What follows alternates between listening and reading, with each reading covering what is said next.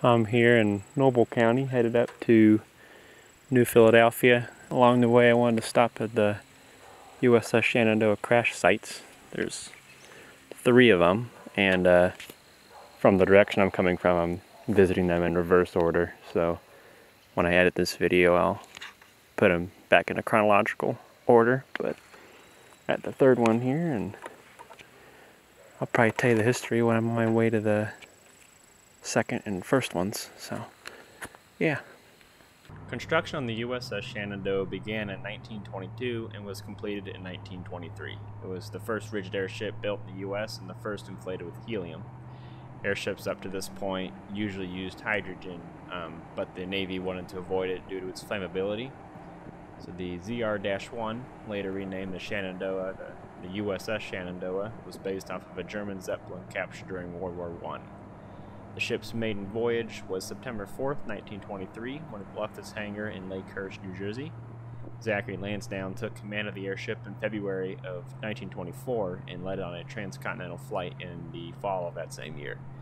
The success of that trip led the Navy to plan a Midwest tour for 1925, but unfortunately for the ship and its crew on board, they encountered a storm on September 3rd, nearly 2 years to the day of its maiden voyage, while over the area here in Noble County near Caldwell, Ohio.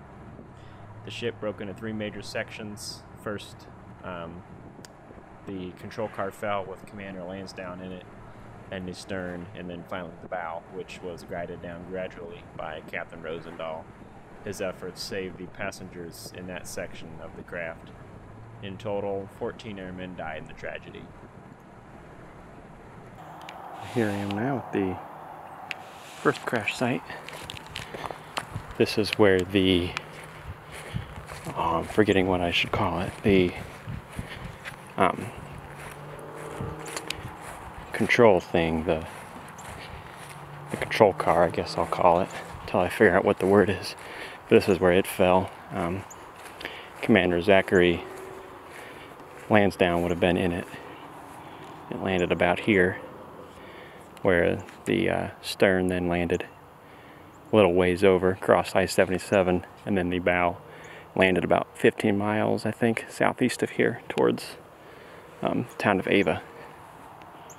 So, there's a little monument here. Oh, control car, that is what I call it. And I believe there was a farmhouse here. I need to reference this, actually, probably to see what the name of the farm was. There's a picture. Andy Gamery Farm. That's what it was.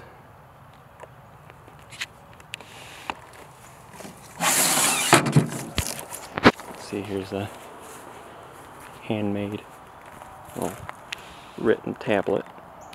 This is the spot of the landowner.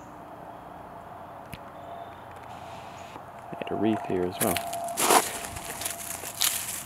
That doesn't seem right, but it's stuck to the ground.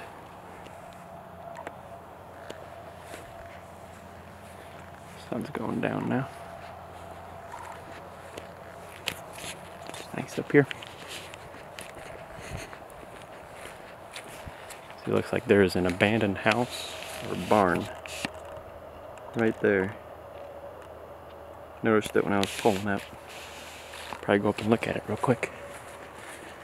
Got some goldenrod in here. It's always nice to see. I like goldenrod.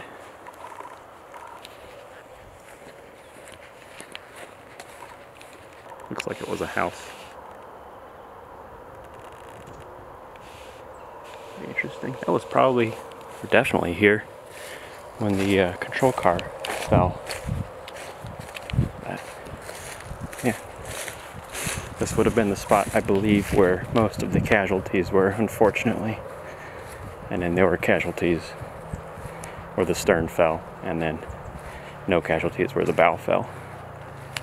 And now I will go to where the stern fell. We're at the 3rd crash, or 2nd crash site now. This is where the stern would have landed. It's down that ways. So I'm walking back to the second crash site now.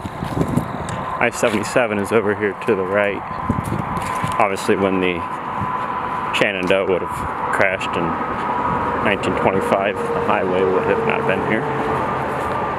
But, yeah, let's get back here, and this would have been like the largest section of it to crash, I think. And yeah, here at the big opening, see the marker down there. That's what I'll get to.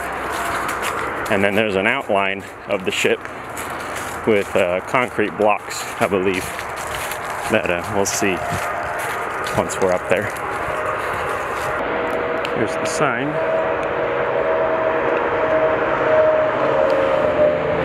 I noticed the concrete blocks aren't here, and that is because they are all right here now. I guess they got annoyed with having to mow around them and stuff, which is understandable, I guess. But yeah, this is where the stern crashed. I'll probably show a picture of it. I believe it would have been oriented like from down over there to like up here, something like that. Yeah, now we're right along I-77. I'll go to the, well, you'll see the third crash site next, but now I'm going to head to the first crash site. Hopefully before the sun gets too low. I'm here on the south side of Ava now.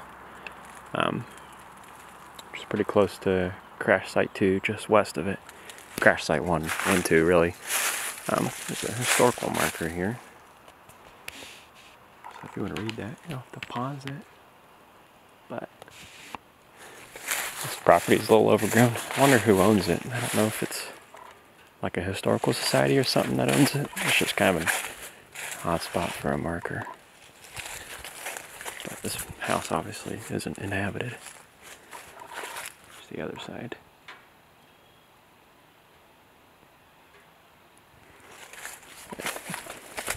I've got a picture of this garage. It's pretty cool.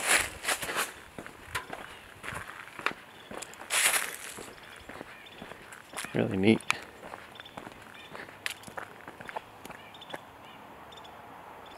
Here's the memorial on the north side of town.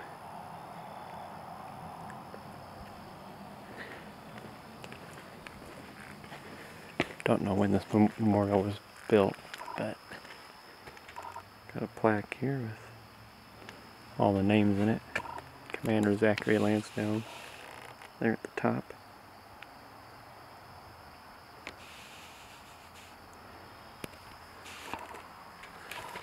A little depiction of the Shenandoah up there. It's pretty cool. So here back at the third crash site for the USS Shenandoah. It's along State Route 78. And this was the Ernest Nichols farm. There would have been, there was an aerial picture from 1925 when the crash was, and you can see farmhouse was up there beyond that brush.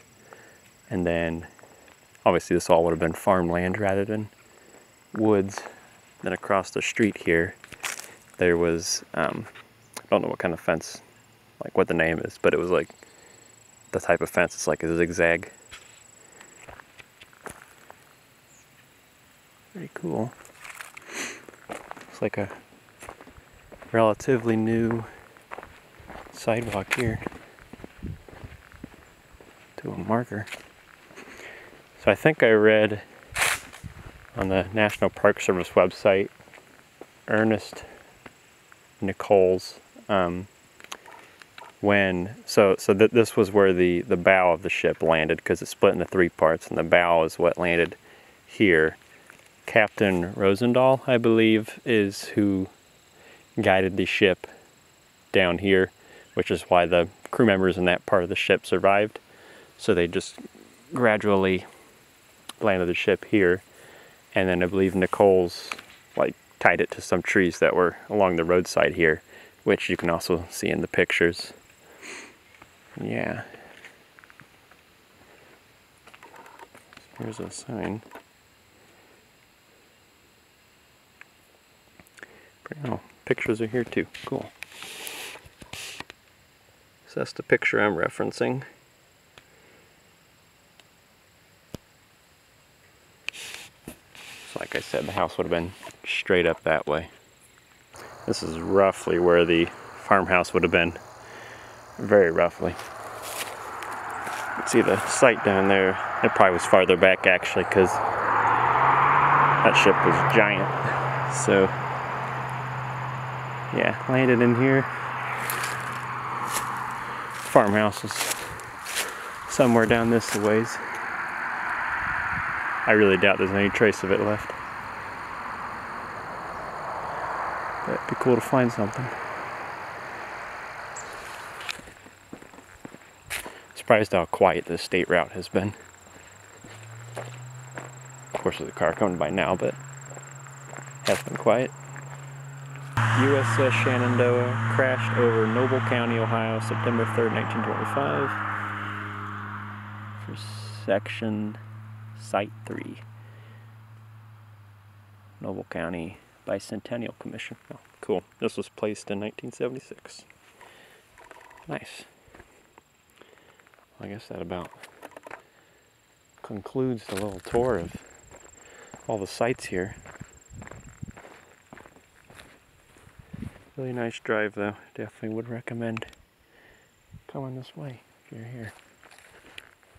Thought I'd record the road out of here because it's pretty cool. Probably put this on the end of the video. This is me leaving crash site 1. So I can start heading back towards I-77 rather, and get up to New Philadelphia. But this road is pretty cool. It goes down to a little holler here.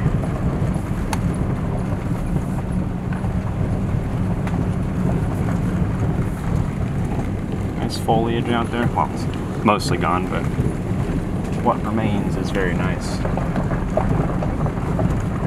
I like this curve though.